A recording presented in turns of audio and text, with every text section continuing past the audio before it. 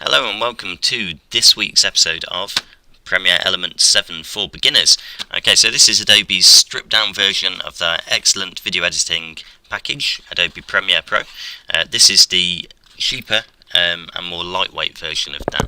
Okay, so this is the home screen for Adobe Premiere Elements 7. So once we've opened it from the start bar for me, you'll see that you can see Adobe Premiere 7, and this is for when we've just opened up for the first time. So we've got three different options here: Instant Movie, which we're not going to talk about; Open Project, for if we've already been editing a project and we want to go back in and do some more editing to something we've already started; or New Project, for if we're starting a new project. And we're going to click New Project today. When you click New Project, it'll come up with the New Project settings window where we can set the basic project settings for our video editing project. So I'm going to call mine Ian's promotional video, because it's just some promotional video. You see there's the option to save in beneath there. In the saving option, we can browse to where we want to save on our computer's hard drive. I'm quite happy with my default settings for that. That's saving to my personal drive. We've got the video settings that the project is going to be, and these are very important. These are technical settings to do with the video's resolution and whether it's set to play in America or the UK or Europe. Let's have a look at those. Let's go into change settings. It's very important that we set our project up right at the start. When you open up your project settings, you might be faced with lots and lots of different things already open. There's two root settings: NTSC or PAL.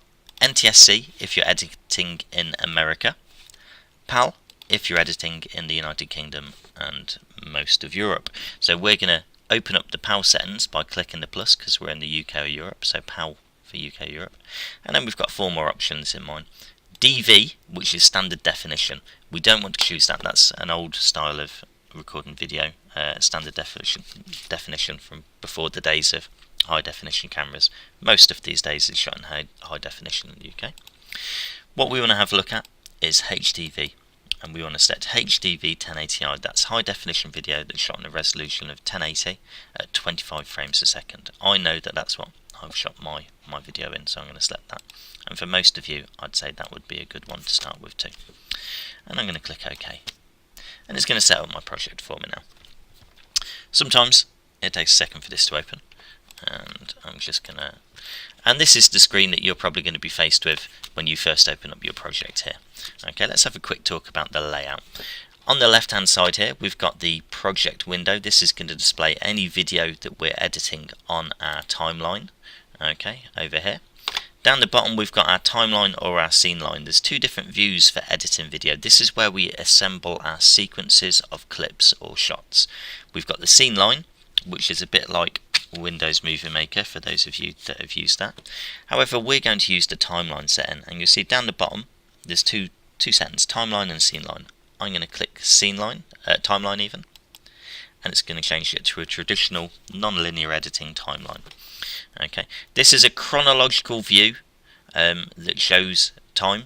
Okay, and this is where we drop down our video clips and our audio clips and we edit them in a sequence or an order.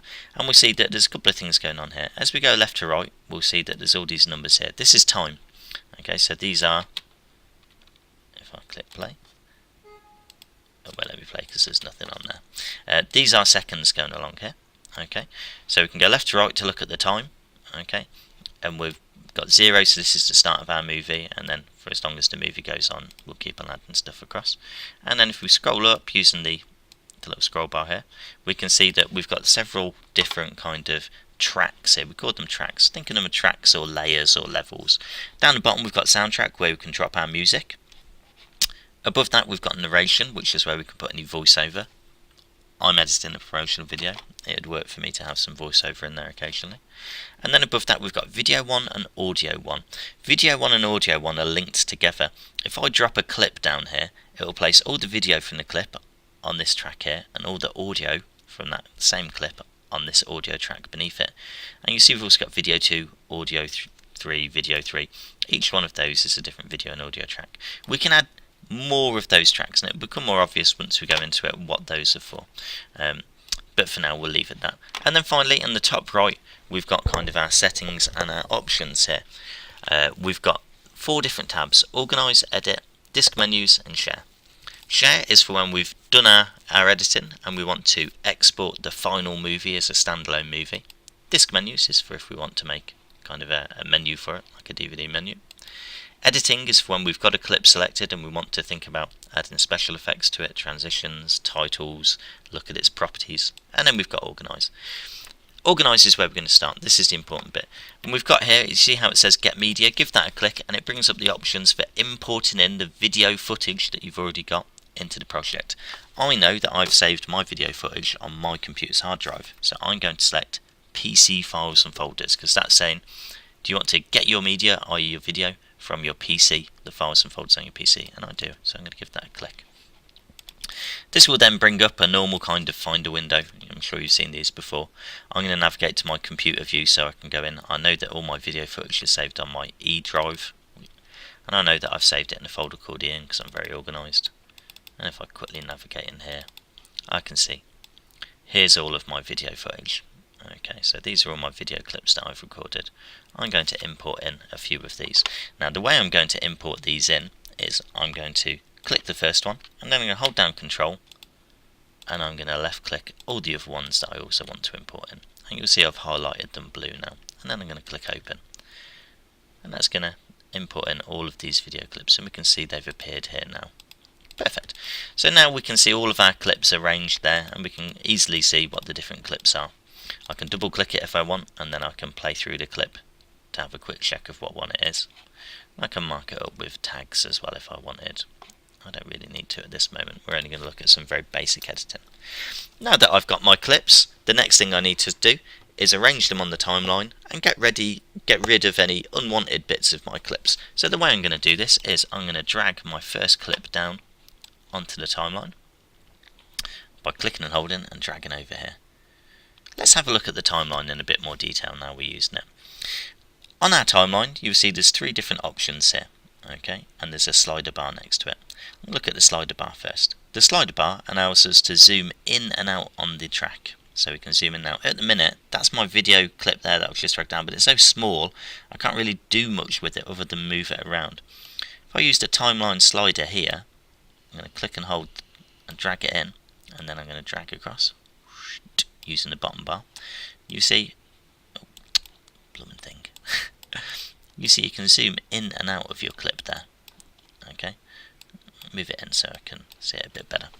So we can use the slider to zoom in and out and get a better view of our clips on the timeline. So it enables us to zoom right in to do some fine-tune editing.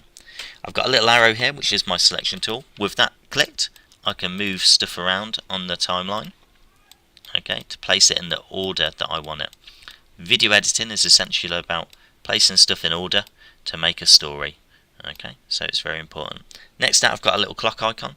This is time stretch tool. If you've ever seen like a slow-mo clip, it's just like that. So I can use my timeline time stretch tool. I can click and drag out my clip and make it more slow motion. And it's got that kind of shaky slow-mo effect. That's truly terrible. Useful sometimes. I do use time remapping in some of my editing. And next to that we've got the properties tool. I'm going to select my selection tool again, and I'm going to select properties, and we can see properties whenever we've got a clip selected, and we can click on and off properties. It will tell us all the important stuff about the clip, and we can edit certain stuff. So we can have a look at, for example, the volume of the clip. We can set the volume of the clip, so to make it louder or quieter, the audio on the clip. The louder we go, the more noise we'll get, so it's not always great. We can also do stuff like set the opacity of the clip, so how see-through it is. So click the little drop down menu of opacity, and once again there's a slider bar. If I drag that slider bar across, it makes it more or less transparent. So if there was another clip beneath that now, then you'd see that other clip there. We can go into the motion settings and we can scale our clip up or down with a loss to resolution, admittedly, but you know, sometimes it's useful to zoom in a little bit. We can also change the position of the clip on screen if you wanted to do like a 24 style split screen effect. You can move your clip around by changing the X and Y positions of the clip there. You can rotate your clip. You can do lots and lots of different stuff with it. Okay, so those are just the editing settings there. We can saturate or desaturate a clip, which makes the colours more vivid or bright. Whenever I'm doing something and I don't like it, you notice I'm quickly setting it back to its default. If you press Ctrl and Z on your keyboard, you can undo the last thing you did, and you can do that a few different times. Next thing we can do, if I go back to turn off the properties menu there and go back to my bin is where all my clips are stored, I can start dragging down a few more of these clips onto the timeline. And at the moment I'm going to set them all next to each other. I could, if I wanted to, obviously if I scroll up on the timeline, I could actually arrange them on different video and audio tracks. Some people like to edit in this way, some people like to edit side by side. Okay, so let's have a look. The next thing we need to do, once we've got our clip on the timeline, is decide what bits of the clip we want and don't want. So if we have a look here, say for example this clip here, if I click play, I've pressed spacebar, I might decide that I don't want the end of this clip. All this bit here at the end of the clip is where it starts getting too shaky for me. Okay, so I've decided I don't want from about here. You see I'm clicking and moving this playhead. This red line here is what's being played on there. So think of this as your playhead of your video. You know, if you're spooling through Netflix, you can see where you're at. So I've decided that everything after this point on the timeline on this clip, I don't actually want it. I've got two ways to get rid of it. I can either hover my mouse over the end of the clip and you'll see it makes this red icon with two black arrows. I can then click and hold down and drag the end of that clip there, and it's got rid of all of it. Or if I didn't want to do that, that's called setting the in and out points. I can also do that from the start, you'll see as well. I could instead use the scissor tool, and this is like the blades tool out of Final Cut Pro. This is what we call splitting the clip. So if I move the playhead to where I want to split my clip, i.e. I don't want everything after this point on the timeline, so I don't want any of that there. If I then click the scissor icon above, it splits it into two separate clips. With that clip that I've just split there, now that second clip is the one I don't want, I can just press delete on my keyboard and it will delete that clip. There we go, and I can now move that around. So likewise, for this one here, I might decide that I don't want the start of this clip here. So I'm going to move my slider along to where I want to split it. Click split again. Click that first clip and press delete to get rid of it. This first one here, I might decide that I don't actually want the end of that clip there, so drag that along there and it deletes that. And now I've got my arrow tool selected. I can move these into the order that I want these clips to be, and this is what we call making a sequence of shots. A sequence of shots is just putting clips in an order that works for you. There we go. Now, it's not the best edit in the world, but we can see now if I click play or space button, it will play the little sequence of clips that I've just made. And that's essentially the basics of video editing. It's about taking clips of video you filmed, getting rid of the stuff you don't want or don't need from the clip by deleting the bits that you don't want or need from the start or the end. And then once you've cut out the bits that you don't need, it's about putting those clips that you've still got in an order that makes sense and that tells the story you want to tell. Okay, I can click and drag anywhere in these grey zones as well, you'll see, and quickly bulk select my items and move them all at once if I needed to, or even just select a few and move them. Okay, so it is quite a useful video editing tool there. So those are the basics of video editing. Thanks for watching. Good luck. Next week we'll look at how to import music into our Premiere project and sync that up. But for now, start editing your clips into sequences on the timeline and start to build your story from start to end. Good luck.